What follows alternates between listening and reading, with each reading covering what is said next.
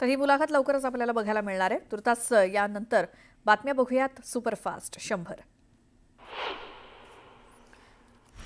पुणे शहरामध्ये आज अनेक ठिकाणी पाणीपुरवठा बंद असणार आहे। पर्वती रॉ वॉटर इथल्या मुख्य जलवाहिनीच्या देखभाल दुरुस्तीच्या कामासाठी पाणीपुरवठा बंद असेल, तर उद्या कमी दाबाने पाणीपुरवठा होईल। नागरिकांनी पाणी जपून वापरण्याचं आवाहन करण्यात आलंय। जळगाव जिल्ह्याच्या सातपुडा पर्वतरांगेमध्ये असलेला मनुदेवी धबधबा ओसंडून वाहू लागलाय। हा धबधबा बघण्यासाठी भाविकांसह पर्यटकांकडून गर्दी केली जाते। उत्तर महाराष्ट्रामध्ये सर्वाधिक पाणी साठवण क्षमता असलेल्या गिरणा धरणानं अर्ध्या जुलैमध्ये 50 ओलांडली। गेल्या वर्षीच्या तुलनेत यंदा 40% जलसाठ्यात वाढ झाली। गिरणा पाणलोट क्षेत्रातील चणकापूर, पुनद, हरणबारी, ठिंगोडा ही धरणं ओव्हरफ्लो झाली। कोकण, गोव्यासह मध्य महाराष्ट्र, विदर्भ आणि मराठवाड्यात पुढच्या 2 दिवसात तुरळक ठिकाणी मेघगर्जनेसह विजांच्या कडकडाटासह पावसाची शक्यता आहे। तर नांदेड, लातूर, धाराशिवसह अकोला, अमरावतीत सुद्धा मुसळधार पावसाची शक्यता हवामान विभागानं वर्तवली आहे। या जिल्ह्यांना पावसाचा येलो अलर्ट देण्यात आलाय। धाराशिव जिल्ह्यामध्ये जूनच्या पहिल्या आठवड्यानंतर अद्याप एकदाही मोठा पाऊस झालेला नाही। त्यामुळे 5 लाख हेक्टरवरील पिकं धोक्यात आल्यामुळे शेतकरी हवालदिल झालाय। राज्यात अनेक भागात लवकर सुरू झालेल्या सलग पावसामुळे भात पेरणीला उशीर झाला। साताऱ्यातील डोंगर दऱ्यात पावसाळ्यात मोठ्या प्रमाणात भात पिकाची लागवड केली जाते। अहिल्यानगर शहरातील मार्केट यार्ड इथे उभारण्यात आलेल्या डॉक्टर बाबासाहेब आंबेडकर यांच्या पूर्णाकृती पुतळ्याचं अनावरण 27 जुलै रोजी होणार आहे। उपमुख्यमंत्री अजित पवारांच्या हस्ते हे अनावरण करण्यात येणार आहे। महाड तालुक्यात असलेल्या वराठी गावात मेरीटाईम बोर्डाकडून जेटीचं बांधकाम करण्यात आलं, मात्र हे काम निकृष्ट दर्जाचं असल्याचा आरोप ग्रामस्थांनी केला।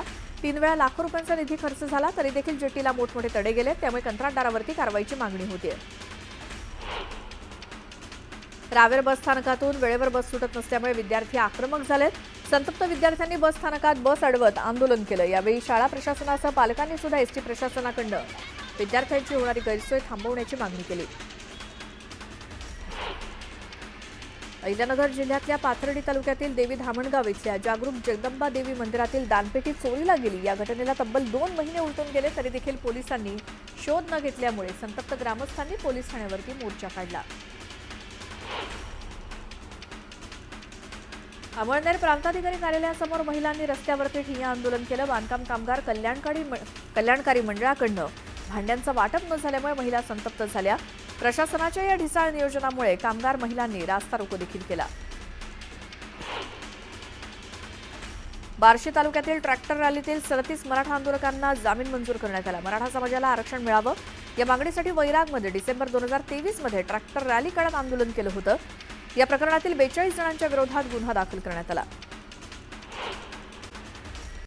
गोंदिया जिल्ह्यामध्ये आश्रमशाळेतील विद्यार्थ्यांची आरोग्य तपासणी करण्यात आली। खबरदारीचा उपाय म्हणून ही तपासणी आरोग्य विभागानं केली। यावेळी विद्यार्थ्यांना आरोग्यासंबंधी मार्गदर्शन करण्यात आलं। यानंतर एक मोठी बातमी आहे, ठाकरेंना ऑफर देण्यात आली आहे फडणवीसांकडनं। याचा एक आपण व्हिडिओ बघितला सभागृहातला। राज्यामध्ये आणखी एक नवा राजकीय भूकंप त्यामुळे होणार का, याची चर्चा आता राजकीय वर्तुळामध्ये सुरू झाली आहे। कारण मुख्यमंत्री देवेंद्र फडणवीसांनी भर सभागृहात उद्धव ठाकरेंना महायुतीत येण्याची ऑफर दिली। खरं तर गेल्या काही दिवसात उद्धव ठाकरे आणि राज ठाकरे हे बंधू एकत्र येण्याची चर्चा जोरदार आहे। नुकतंच मराठी विजय मेळाव्याच्या निमित्तानं ठाकरे बंधू एका मंचावरती आले होते, पण एकीकडे ठाकरे बंधूंच्या एकीची चर्चा रंगलेली असतानाच फडणवीसांनी उद्धव ठाकरेंना सोबत येण्यासाठी गळ घातल्यामुळे राज्यात आणखी एका नव्या राजकीय समीकरणाच्या चर्चेला उधाण आलंय। आता उद्धवजी 29 पर्यंत तर काही स्कोप नाही। ऐका, 29 पर्यंत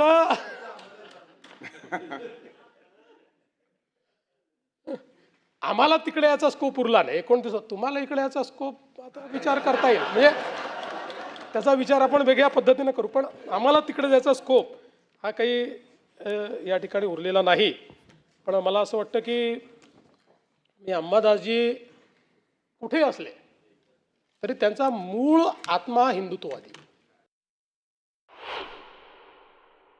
देवेंद्र फडणवीसांनी आज तुम्हाला विधान परिषदेच्या सभागृहात सत्ताधारी बाकावर येण्याची ऑफर दिली आहे। त्यांनी असं म्हटलं की 2029 पर्यंत आम्ही विरोधी बाकावर जाणं शक्य नाही, पण तुम्हाला इथे येण्याचा स्कोप आहे। ठीक आहे, मग काय नाही आहे का ऑफर दिली आहे, त्यांना तुम्ही स्वीकारता त्यांना का ती त्यांना offer? माहिती नाही, तो नुसता बाकाचा नाही, प्रसंग बडा बाका आहे त्याला म्हणा. तर या गोष्टी थोड्या खेळीमेळीने झाल्यात आणि त्या खेळीमेळीनेच घ्यायला पाहिजे. दरम्यान मुंबईमध्ये एका कार्यक्रमात मुख्यमंत्री देवेंद्र फडणवीस आणि आमदार आदित्य ठाकरे यांची समोरासमोर भेट झाली. तुम्ही आज ऑफर दिलीत आणि मी तुमच्या स्वागताला उभं राहिलो असं यावेळी आदित्य ठाकरे म्हणाले. यावरती गंमत केली असं उत्तर फडणवीसांनी दिलं.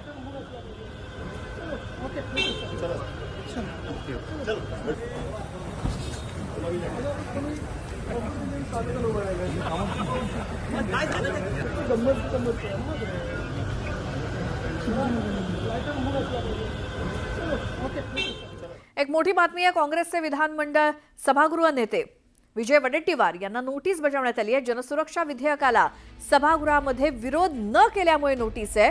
काँग्रेसचे प्रदेशाध्यक्ष हर्षवर्धन सपकाळ यांनी ही नोटीस काढली आहे. प्रभारी रमेश चेन्नीथला यांच्या आदेशानुसार वडेट्टीवारांसाठी ही नोटीस काढण्यात आली अशी माहिती सूत्रांकडनं न्यूज 18 लोकमतला मिळालेली आहे. का तर सभागृहामध्ये जनसुरक्षा विधेयकाला विरोध न केल्यामुळे वडेट्टीवारांच्या नावानं नोटीस निघाली आहे. आमचे प्रतिनिधी प्रशांत लीला रामदास आपल्या सोबत आहेत फोन लाईनवरती.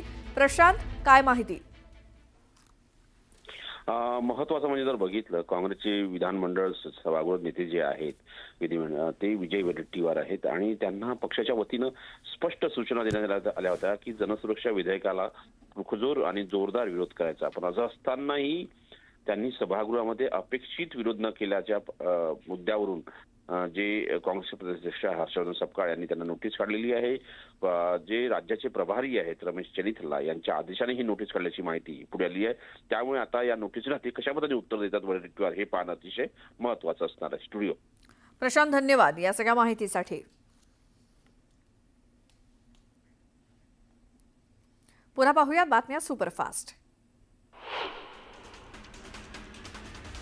नागपुरातील महाल परिसरामध्ये एका कारवरती अज्ञाताकडून दगडफेक करण्यात आली. या दगडफेकीत कारची काच फुटली. दगडफेकीची घटना सीसीटीव्हीत कैद झाली. मुंबई नाशिक महामार्गावरती खर्डीजवळ चारचाकी कारचा भीषण अपघात झाला. यामध्ये चालक तरुणाचा जागीच मृत्यू झाला. कंटेनर कारला मागून धडकल्यामुळे हा अपघात झाला. अमरावतीमध्ये सरकारचा 9.97 कोटींचा महसूल बुडवल्याचं समोर आलं. जीएसटी विभागानं एका व्यापाऱ्याला ताब्यात घेतलं. 7 व्यापाऱ्यांकडून तिवारी यांनी खोटी बिलं घेतल्याचं तपासात उघड झालंय. मिरजेच्या गांधी चौकी पोलिसांकडून 18 लाखांच्या गुटख्याचा साठा जप्त करण्यात आलाय. संबंधित टोळीच्या 5 जणांना पोलिसांनी बेड्या ठोकल्या आहेत. जळगावातील धरण गावातील धक्कादायक प्रकार समोर आलाय. मॅट्रिमोनी साईटवरनं तहसीलदार असल्याचं भासवत एका तरुणानं महिलेची फसवणूक करत तिच्याकडनं लाख रुपये उकळलेत. या प्रकरणी तरुणाविरोधात गुन्हा दाखल करण्यात आलाय. जामनेर शहरात सुरू असलेल्या अतिक्रमण विरोधी कारवाई दरम्यान नगरपालिकेचं पथक आणि फळभाजी विक्रेत्यांमध्ये वाद झाला. यावेळी संतप्त भाजी आणि फळ विक्रेत्यांनी नगरपालिकेच्या अधिकाऱ्याला मारहाण केली. मारहाण करणाऱ्या फळ विक्रेत्याविरोधात गुन्हा दाखल झालाय. पंढरपुरात आषाढी वारीत वारकरी भाविकांनी श्री विठ्ठल रुक्मिणी मातेच्या चरणी 10,84 लाख रुपयांचं दान केलंय. तसंच सोन्या चांदीचे दागिने देखील अर्पण केलेत. श्रींच्या चरणाजवळ विविध देणग्यांच्या माध्यमातून उत्पन्न मिळालं असल्यामुळे यंदा मागील वर्षीच्या तुलनेत 2.25 कोटींपेक्षा अधिक उत्पन्न मंदिर समितीला मिळालंय. चीनमधनं आयात होणाऱ्या प्लास्टिकच्या फुलांवरती बंदी घालण्याचा निर्णय याच आठवड्यामध्ये घेतला जाणार आहे अशी माहिती फलोत्पादन मंत्री भरत गोगावलेंनी बुधवारी विधानसभेत दिली. आमदार महेश शिंदे यांनी या प्रश्नावरती शेतकरी आंदोलन करत असल्याचा मुद्दा औचित्याद्वारे बुधवारी विधानसभेत मांडला होता. राज्यामध्ये बैलगाड्या शर्यतींविरोधात दाखल करण्यात आलेली जनहित याचिका उच्च न्यायालयानं फेटाळली. बैलगाड्या शर्यतींच्या आधी बैलांना शॉक देण्यात येतो, त्यांच्यावरती अमानुष अत्याचार करण्यात येतो अशी तक्रार याचिकेद्वारे करण्यात आली होती. मात्र सर्वोच्च न्यायालयानं हे सगळे मुद्दे विचारात घेऊन महाराष्ट्रातील बैलगाडी शर्यत याला मान्यता देणारे कायदे वैध ठरवले. मुंबईतील इटालियन फॅशन ब्रँड प्राडानं कोल्हापुरी चपलांचा कथित गैरवापर केल्याच्या आरोपावरून दाखल करण्यात आलेली जनहित याचिका मुंबई उच्च न्यायालयानं फेटाळली. तुम्ही कोल्हापुरी चपलांचे मालक नाहीत, मग तुमचा या प्रकरणाशी काय संबंध आणि यात जनहित काय आहे असा प्रश्न न्यायालयानं उपस्थित केला.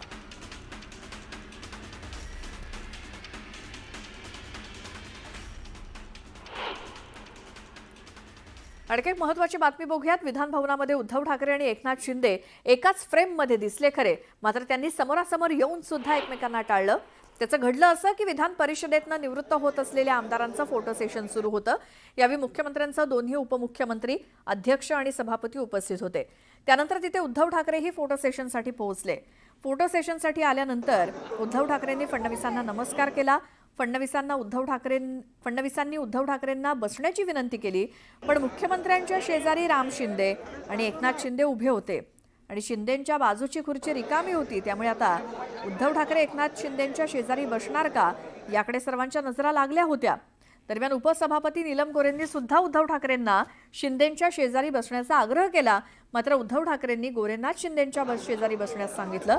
त्यामुळे दोन्ही नेत्यांनी शेजारी बसणं जरी टाळलं असलं तरी दोन्ही नेते एकाच फ्रेममध्ये कैद झाले.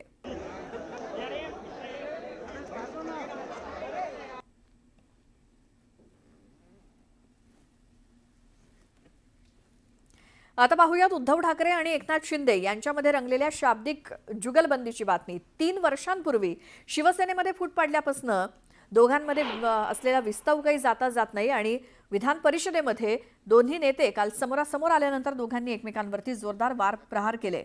निमित्त होतं विधान परिषदेचे विरोधी पक्षनेते अंबादास दानवे यांचा कार्यकाळ संपत असल्यामुळे निरोपाच्या भाषणाचं. मुख्यमंत्र्यांचं दोन्ही उपमुख्यमंत्र्यांनी दानवेंचं कौतुक केलं, पण शिंदेंनी मात्र दानवेंचं कौतुक करताना नाव न घेता ठाकरेंवरती जोरदार प्रहार केला. आणि यावेळी उद्धव ठाकरेंनी सुद्धा विधान परिषदेत ते उपस्थित होते आणि सोन्याच्या चमच्यावरनं शिंदेंनी मारलेल्या टोल्याला उद्धव ठाकरेंनी सणसणीत उत्तर दिलं.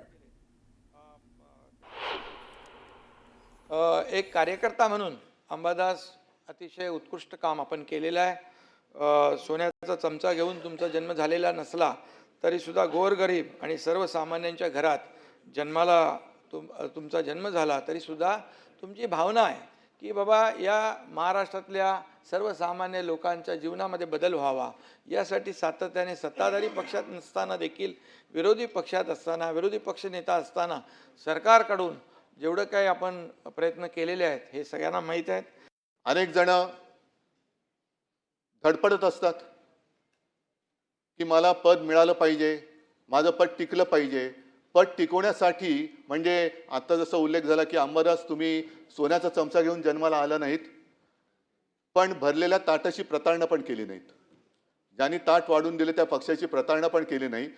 नाहीतर त्या ताटामध्ये जे आहे ते माझंच आहे, पण आणखीन मिळावं म्हणून आणखीन दुसऱ्या रेस्टॉरंटमध्ये जायचं असा अपराध तुम्ही केला नाही. त्याच्याबद्दल खास तुम्हाला सगळी जनता ही धन्यवाद देत असेल. यानंतर पुन्हा पाहूयात बातम्या सुपरफास्ट. देशात इलेक्ट्रिक कार विक्रीचं प्रमाण गेल्या 3 वर्षांमध्ये 21 पटींनी वाढलंय. आर्थिक वर्ष 2021 मध्ये जवळपास 5,000 इलेक्ट्रिक कार्स विकल्या गेल्या, तर गेल्या आर्थिक वर्षात ही संख्या 1,07,000हून अधिक झाली आहे. तर चार्जिंग स्टेशन सुद्धा 3 वर्षात 5 पटींनी वाढली आहेत. सर्वोच्च न्यायालयाच्या ऐतिहासिक इमारतीत आधुनिकतेच्या नावाखाली बसवलेल्या काचेच्या भिंती आता हटवण्यात आल्या आहेत. यामागचा एकूण खर्च 2.68 कोटी रुपये झालाय. त्यामुळे न्याय व्यवस्थेच्या स्थिरतेवरती प्रश्नचिन्ह उपस्थित झालंय. महामेट्रोच्या नागपूर मेट्रोनं 10 कोटींचा प्रवासी संख्येचा आकडा ओलांडलाय. प्रवासी संख्येमध्ये दरवर्षी लक्षणीय वाढ होत असून शहरी वाहतुकीच्या दृष्टीनं हा एक महत्त्वाचा टप्पा आहे. आगामी सणासुदीच्या काळात देशभरात 2.16 लाखांहून अधिक तात्पुरत्या नोकऱ्या निर्माण होण्याची अपेक्षा आहे. ही वाढ वार्षिक आधारावरती 15 ते 20% असेल असं ॲडको इंडियानं त्यांच्या अहवालात म्हटलंय. राज्यमार्ग परिवहन महामंडळानं मुंबई, ठाणे आणि पालघरमधील चाकरमान्यांच्या गणपती उत्सवासाठी यंदा 23 ऑगस्ट ते 7 सप्टेंबर दरम्यान 5,000 जादा गाड्या सोडण्याचा निर्णय घेतला. 27 तारखेपर्यंतच्या नियमित 597 बसेस 2 महिन्याआधीच फुल झाल्यामुळे हा निर्णय घेण्यात आल्याची माहिती परिवहन मंत्र्यांनी दिली. एसटीला मुंबई पुणे मार्गावरती महिन्याला अंदाजे 70 लाखांचा भूर्दंड सोसावा लागतोय. इलेक्ट्रिक वाहनांना टोलमाफीची घोषणा सरकारकडनं करण्यात आली, मात्र परिपत्रक सरकार कधी काढणार असा सवाल सभागृहात श्रीरंग बारणेंनी विचारला. राज्यातील लोकप्रतिनिधींचं सीसीटीव्ही फुटेज व्हायरल झाल्यामुळे आता खासगी आस्थापनांमधील सीसीटीव्हीचं फुटेज बाहेर दिलं जाऊ नये, याबाबत पुढील अधिवेशनापूर्वी धोरण तयार केलं जाईल असं विधान मंत्री पंकज भोयर यांनी केलं. तर यावरती वचक ठेवण्यासाठी सरकार काय उपाययोजना करणार असाही प्रश्न त्यांनी केला. सार्वजनिक आरोग्य विभागानं राज्यामध्ये 14 महिन्यात 107 सोनोग्राफी केंद्रांचं स्टिंग ऑपरेशन केलं. यामध्ये 13 सोनोग्राफी केंद्रावरती गडबड होत असल्याचं आढळल्यामुळे त्यांच्यावरती कारवाईचा बडगाव करण्यात आला. या केंद्रामध्ये गर्भलिंग चाचणी होऊन मुलींचं भ्रूण गर्भातच खुडलं जात आहे असा आरोप होत असल्यामुळे ही तपासणी करण्यात आली.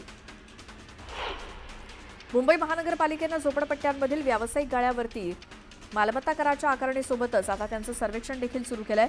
आतापर्यंत जवळपास 17,000हून अधिक व्यावसायिक झोपड्यांचं सर्वेक्षण पालिकेनं पूर्ण केलंय. 10 महिन्यात पालिकेनं या झोपड्यांकडनं 268 कोटींच्या मालमत्ता कराचं संकलन केलंय. मुंबई महानगरासह राज्यातील ॲप आधारित टॅक्सी सेवा पुरवणाऱ्या चालकांनी संप पुकारलाय. ॲप कंपन्यांकडून शासनानं ठरवून दिल्याप्रमाणे प्रति किलोमीटर भाडं वाढवून मिळावं अशी या चालकांची मागणी आहे. राज्यातील सरकारी रुग्णालयातील परिचारिकांच्या मागण्यांबाबत कोणताही निर्णय न झाल्यामुळे आज परिचारिकांनी काम बंद आंदोलन करण्याचा निर्णय घेतलाय. त्यामुळे राज्यातील सरकारी रुग्णालयात आरोग्य सेवा विस्कळीत होण्याची शक्यता आहे. या आंदोलनासाठी आझाद मैदानात आज राज्यभरातून परिचारिका येणार आहेत. राज्यातील मत्स्य उत्पादनात तब्बल 29,184 मेट्रिक टन वाढ नोंदवण्यात आली आहे. त्यात रायगड जिल्ह्याचा वाटा 1,668 मेट्रिक टन इतका आहे.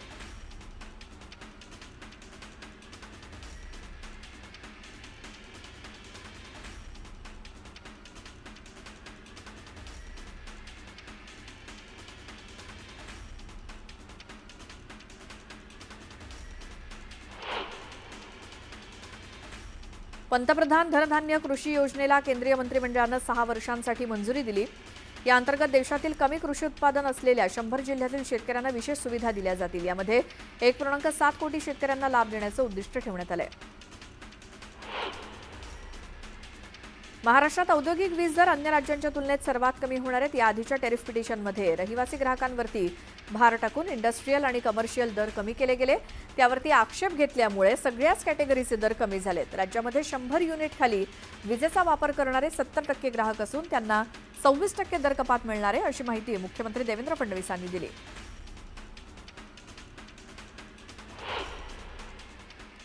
एक महत्त्वाची बातमी बघूयात. पावसाळी अधिवेशनात सत्ताधारी आणि विरोधकांमध्ये वादळी चर्चा झाली. केवळ सभागृहातच नव्हे तर विधान भवनाबाहेर सुद्धा सत्ताधारी आणि विरोधकांमध्ये खटके उडाले. हे वाद इतके टोकाला गेले की प्रकरण आता शिवीगाळीपर्यंत पोहोचलंय. भाजप आमदार गोपीचंद पडळकरांनी जितेंद्र आव्हाडांना शिवीगाळ केल्याचा व्हिडिओ समोर आलाय. त्याचं झालं असं की विधिमंडळ प्रवेशद्वाराच्या जवळून जितेंद्र आव्हाड पायी निघाले होते. त्यावेळी आमदार गोपीचंद पडळकर यांची गाडी थेट आव्हाड यांच्या दिशेनं आली. पडळकर यांच्या गाडीचा दरवाजा जोरात पायाला लागल्याचा आरोप आव्हाड यांनी केला. यावरती आव्हाड यांनी पडळकरांना जाब विचारला. तर गाडीचा दरवाजा पायाला लागल्याच्या मुद्द्यावरनं पडळकर आणि आव्हाड यांच्यामध्ये जोरदार शाब्दिक वाकयुद्ध झालं. बघूया.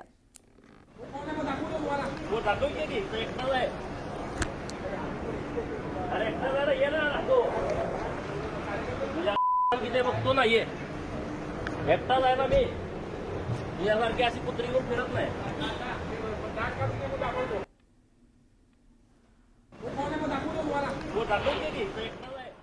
तुम्ही दरवाजा फिल्मी स्टाईलने ढकलला लात मारून आणि अरे मग आता त्याला काय होते मग गाडीच्या आडवं यायचं नाही. गाडीच्या आडवं आल्यानंतर काय होणार? कसली कारवाई कर म्हणावं काय करायचं. तुम्ही शिवीगाळ केला तर त्यांचा आरोप आहे तुमच्यावर. मी कशाला स्पष्ट दिसतंय की गोपीचंद पडळकरांनी शिवीगाळ केली. फक्त शिवीगाळ केली असं म्हणतात ना. ठीक आहे बघू तुम्ही केली का? बघा ना व्हिडिओ. दरम्यान 11 जुलैला सुद्धा विधिमंडळाच्या प्रवेशद्वाराजवळ अशीच चकमक झाली होती. पडळकरांसमोर आव्हाडांनी घोषणाबाजी करत त्यांना डिवचण्याचा प्रयत्न केला होता.